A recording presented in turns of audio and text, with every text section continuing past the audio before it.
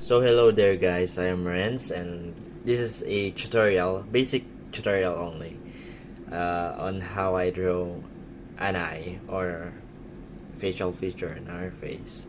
This is a short video only for white shorts or any shorts that you would see in our platform, but you know, let's start. And yes, I will draw in an app called Procreate, or you can use any, you know, art application in your device or any available application in your device.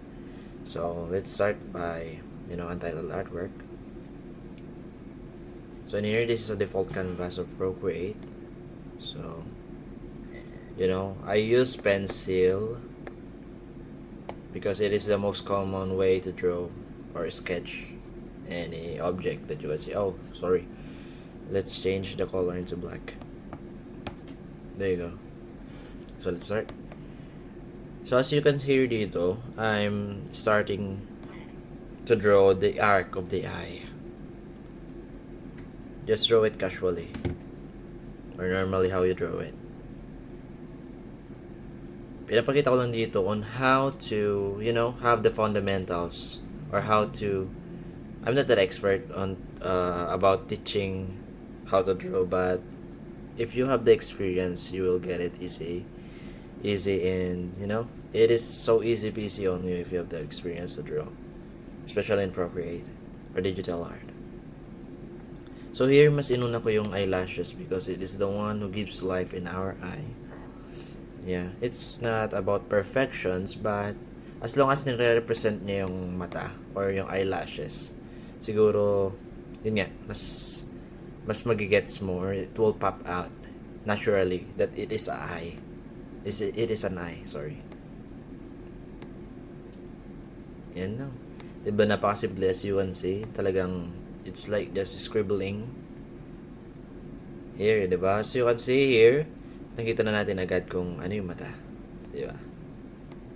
What is the features of an eye. So here, I turned down the opacity para mas represent the color white of the eyeball. It is up to you if gusto mong mas darker yung shadings mo, but it is one of the right trick on how to lighten your shading, especially I'm not using an Apple Pencil. Then, as you can see, bakit ko inuuna dito yung shadings? Because for me, it is easier to, yung mapop out yung drawing kapag nag-shade ka. But it is up to you. Dito naman gumagamit ako ng cross-hatching para mas maganda. Para sa akin. Ayan. Then turn up the opacity para sa black nung mata. And I'll put here a highlight para it is more look realistic. And then just like that, as you can see in our eye, there's a line there. Just copy it or imagine it. What are the looks or ano yung look here? Number 1, shading is horizontally. It's up to you. Basta ganyan lang. And number 2, na ginamit ko shade is cross-hatching. Ayan. Kung mas maraming patong, syempre mas darker yung ikakalabasan niya. 3 is, the scribble. It's up to you. It's like circular motion of drawing. And I'm not that expert about teaching an art or any technique, but it is a way on how I shade my drawings. Turn on the opacity again and just shade it as long as you can. But if medyo nag-over ako sa opacity, let's turn up, down, up. Yan.